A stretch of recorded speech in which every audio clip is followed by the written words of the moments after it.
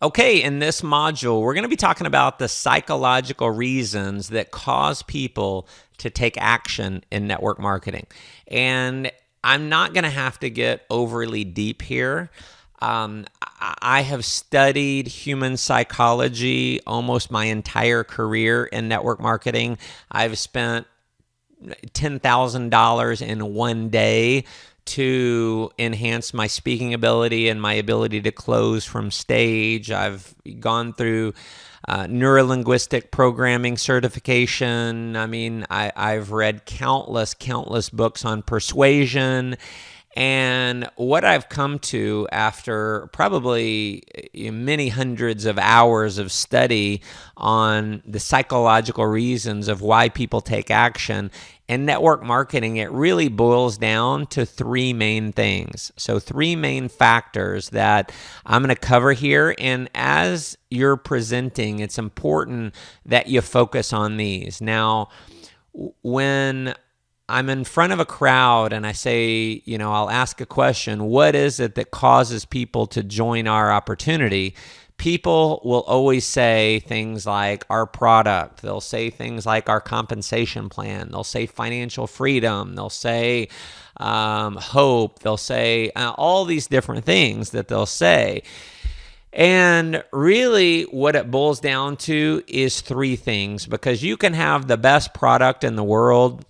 You can have the best compensation plan in the world, the best leadership, the best company management, the best upline leadership, all of that. And that is what most people focus on. Most people focus on, we're the greatest this, we're the greatest that. We've got the most revolutionary this, the most revolutionary that. And, it almost makes me sick, and I just laugh at it because they just don't understand the minds of the prospect. And so there are three things in your career in network marketing. You want to get good at answering these three things, okay? And the three things are, number one, does it work? Number two, can I do it? The most important question that your prospect has is, can I do it? Can I be successful? Does not matter how much success you've had. Does not matter how much success other people have had. Does not matter how great the compensation plan. None of that matters unless you can answer the question in their mind that they can do it themselves. Number three is, will you help me? So number one, most important is, can I do it? Okay. So let's cover the three. Number one, does it work? Does it work? People want to know that other people are having success. Now, if you look at infomercials, why are infomercials so successful? Well, if you look at an infomercial, more than half of an infomercial is what? Testimonies. It's success stories. It's people who've had success using the product. And, you look at the real estate investment seminars or the real estate investment infomercials. It's just story after story after story of other people having success. So it does matter that other people have success. That is important. They need to know it works. Is there other people who are having success with it? So you want to be able to point that out. It's one of the main reasons why we have success stories come up and share their story. Because if you're not pointing out other success stories and it's just you trying to explain everything, then, they tend to not really believe it could work for them if they don't see it working for other people. So that's just how the human mind works, is for people to believe that it will work for them, they need to believe that they need to see that it works for others. Okay. So people believe based on what they see. It's the bandwagon approach in advertising. One of the things that you'll see in, a lot of advertising is people will highlight the number of happy customers, number of people who have bought a product, number of people who have done certain things. It creates social proof. So social proof is an important factor in having people see that it actually works. Now, another thing that does it work? Is the company having success? Is the company stable and things like that? That's an example. Does it work? So that's number one. Number two is, can I do it? Okay, again, this is the most important piece. Can I be successful? And unfortunately, most presenters are more they're more concerned with them wowing the crowd with their ability to speak than they are relating to the crowd. Now, I'm not saying don't try to be a great speaker. I have focused a lot of my career on being a great speaker, but I've never forgotten where I came from. If you forget where you came from, you're on your way back, is the way I look at it. And so my most important thing, which is way above impressing people with speaking ability, is being relatable. It's letting them know I'm like them. There's no difference than me. There's no difference between you and me. It's just that I've been doing this a little bit longer. Okay? And so, can I do it? And I'm going to tell you some of the ways that you can do this. In fact, one of the ways that I do this, if you're doing a one-on-one presentation, maybe a two-on-one presentation, if you're using a video type presentation, or maybe it's a webinar, maybe it's a conference call you're having someone listen to, one of the questions that me as the presenter, I personally like to do, I want to answer that question for the people in my group. As a presenter, I want to answer that. Now, a lot of presenters will not do that, and the video itself may not do that if you're showing a video, and so it's important that you do, if someone else doesn't, is answer the question, can I do it? And so here's an example. When I'm at some point in my presentation, I'm going to have everyone say something. I'm going to say this is usually how I present it. I'm going to say, at this point, you've learned about our company, you've learned about our product, our compensation plan. You've heard from a lot of other people who've had a lot of success with our company, but I know it doesn't really matter how much success all these other people are having. It doesn't matter how great our company is and how great our product is. What matters for you in you joining our business is, could you do it? I know that's the biggest question in your mind is, could you be successful with this? And I want to answer that question by just asking you a simple question. And I just want you to be honest with me. And this will have you determine if you can or if you can't. Can I get your commitment that you will answer it honestly? Say yes. And everyone says yes, right? And I say, here's the question. I want you to look at the person who invited you here tonight. Just take a look at them real quick. And here's the question. Can you do what they're doing right now? Can you do that? And, obviously the answer is yes. And then I'll say, obviously the answer is yes. They're not doing anything. I'm here. I'm doing the explaining. I'm presenting the product and the entire opportunity. And guess what? I will do the same thing for you. Guess what? Every week, we've got someone right here that will do the presentation for you.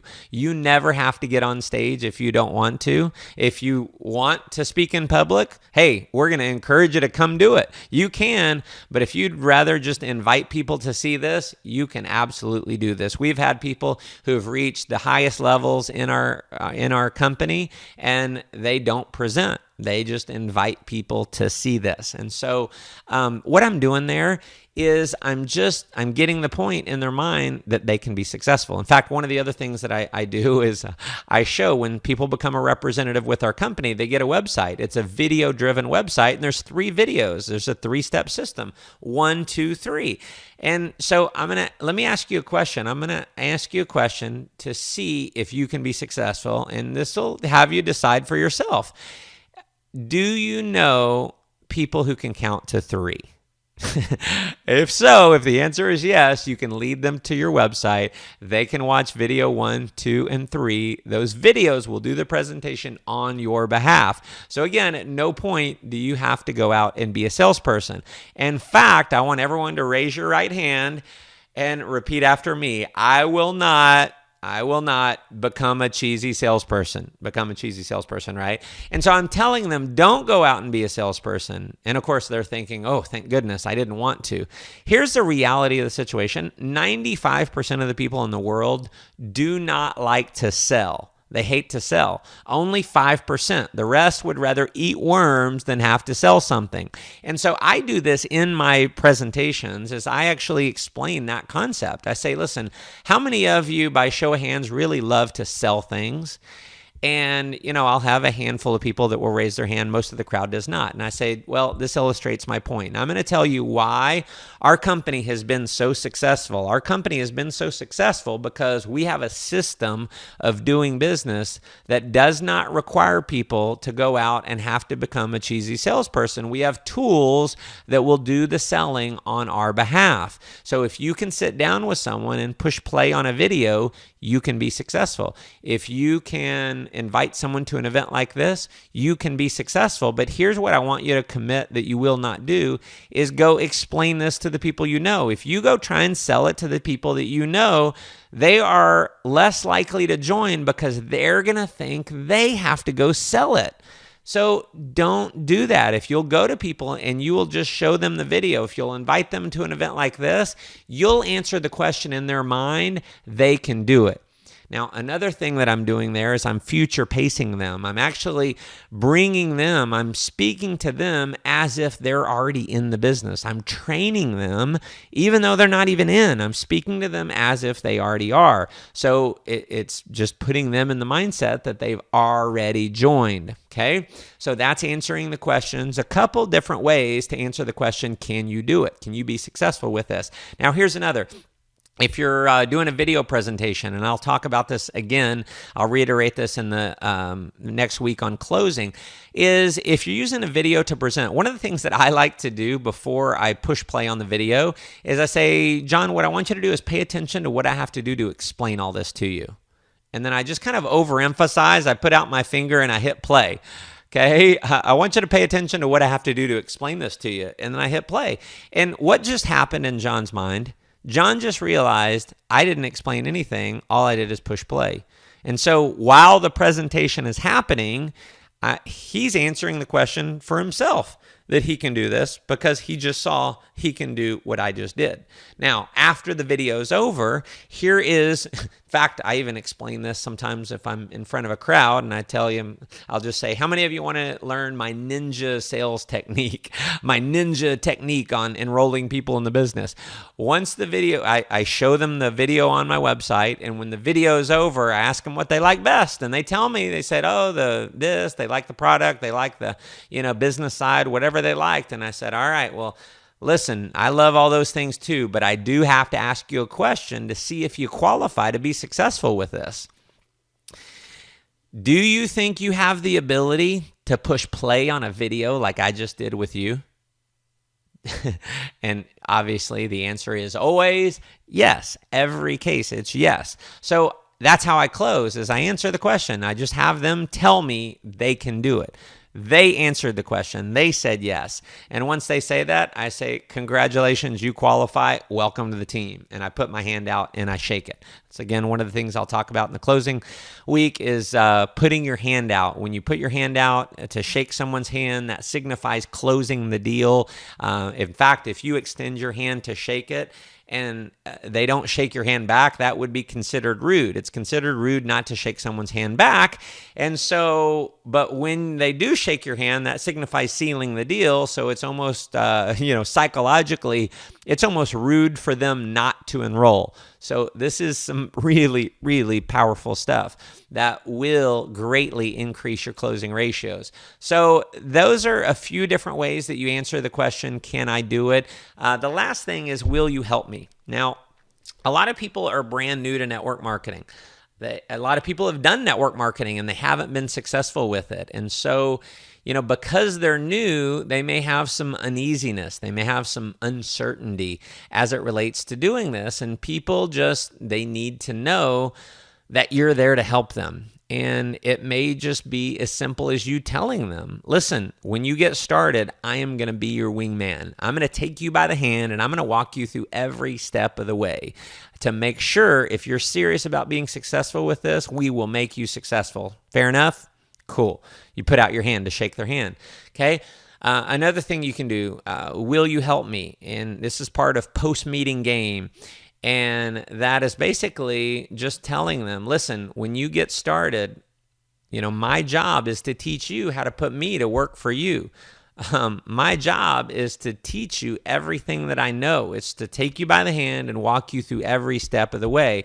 And so I just want to tell you, from my heart to yours, I am here for you. You will give up on you before I'll give up on you. I will never give up on you. If you will be coachable and teachable, if you'll let me be your wingman, we will make you unstoppable and we will make you successful. Fair enough? Cool. Let's get you in. All right? So I'm just telling them that I will be there to help them. Okay? You want to answer that question. So those three things. Now, I'm going to go back on the question, can I do it?